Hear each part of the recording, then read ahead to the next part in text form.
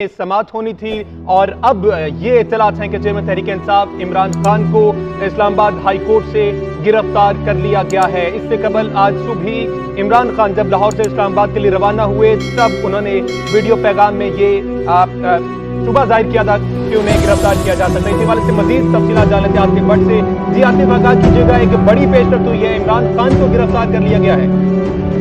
Chairman Tehreek Insaf Imran Khan को Islamabad high court के अहाते से जो है वो गिरफ्तार कर लिया गया है। चेयरमैन तहरीक इंसाफ इमरान खान की जानब से दो मुख्तलिफ दरखास्तों पर जमानत के लिए जो है वो बायोमेट्रिक ऑफिस वो अपनी सिक्योरिटी के हमरा यहाँ पर जब पहुंचे हैं तो यहाँ पर उनकी गिरफ्तारी जो है वो अमल में लाई गई है। बायोमेट्रिक ऑफिस पहुंचने पर तो जो रेंजर एहलकार हैं उनकी जानब से जब दस्तमदेही शुरू हुई है तो उन्होंने ये चार्ज संभाल लिया था बायोमेट्रिक ऑफिस के बाहर। और उसके बाद जो यहाँ पर जो सिक्योरिटी पर मामूर अफराद थे उनको भी दक्कन पेल हुई, वकला ने की जानब से भी दक्कन पेल की गई।